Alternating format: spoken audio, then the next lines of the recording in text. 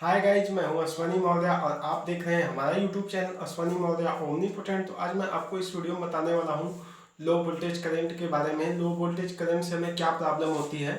और जैसे मैं आपको बता देता हूं, जैसे हमारे घर में जब 220 वोल्ट का एसी करंट यानी पोल से होकर घर तक आता है तो हमारा सब कुछ ठीक चलता है। कभी कभी ऐसा होता है कि कभी कभी अचानक बारिश होने के कारण या किसी भी आंधी तूफान की वजह से जब आगे से प्रॉब्लम होती है तो हमें लो वोल्टेज का करंट मिलने लगता है, तो उसमें हमारा प्रोडक्ट नहीं चल पाता है और हमें बहुत सारी दिक्कतों का सामना करना पड़ता है। जैसे हमारा फ्रिज हुआ, इन्वर्टर चार्जिंग न लेना और अनेकों प्रकार का जो है कि लोडेड सामान नहीं चल पाता है, सिर्फ बत्ती और पंखा चल पाता है।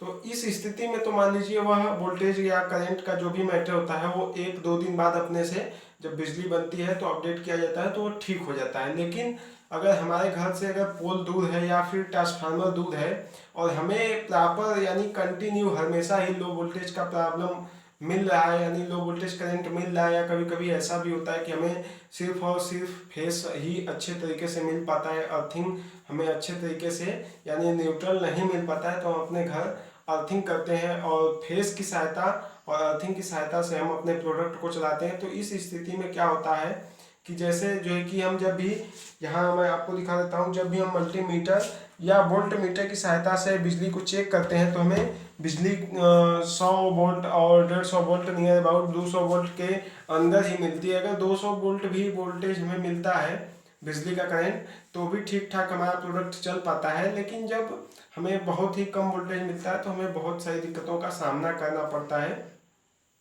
तो जैसे क्या होता है कि अगर आपके घर भी ऐसी कोई समस्या है, अगर आप भी जो है कि समस्या से परेशान हैं तो इसको आप इस विधि के माध्यम से ठीक कर सकते हैं। जैसे मान लीजिए अगर आपके घर से पोल या ट्रांसफार्मर बहुत ही दूर है, वहाँ आपके यहाँ करंट प्रॉपर 220 वोल्ट का नहीं मिल पा रहा है, तो वहाँ क्या होता है कि अगर कई जगहों पे ऐसा होता है कि सिर्फ और सिर्फ फेस ही अच्छे तरीके से मिल पाता है और अर्थिंग घर में किया जाता है और अर्थ फेस को मिला के जो है कि प्रोडक्ट को चलाया जाता है। तो उस स्थिति में क्या होता है कि कभी कभी जो है कि हमें अच्छा वोल्टेज मिलता रहता है और जो है कि फेस हमें अच्छा कंटिन्यू मिलता रहता है और हम जब अपने घर में लगा लेते हैं तो 220 वोल्ट कंटिन्यू मिलता है। लेकिन कभी कभी क्या होता है कि जहाँ पोल या ट्रांसफार्मर दूर है वहाँ फेज अर्थिंग दोनों हमें कमज़ोर मिलता है। तो उस स्थिति में क्या करना है कि अगर आप जो है कि किसी भी प्रोडक्ट को चलाना चाहते हैं, अगर छोटा प्रोडक्ट है तो आप छोटे स्टेबलाइजर का प्रयोग करें। उससे क्या होगा कि वो आपके लो वोल्टेज को भी मेंटेन करेगा, यानी लो वोल्टेज को मेंटेन करके 220 वोल्ट कर देगा।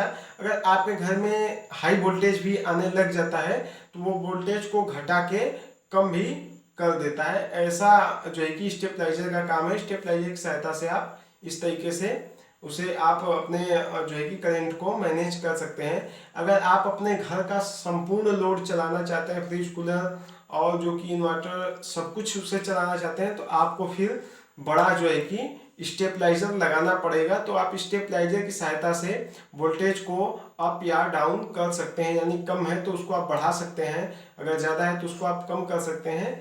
तो बिजली की समस्याओं में जो है कि वोल्टेज का प्रॉब्लम पहले ज़्यादा हुआ करता था, अब तो बहुत ज़्यादा कम हो चुका है। हर जगह बिजली संपूर्ण तरीके से अच्छे तरीके से अच्छा वोल्टेज मिल रही है।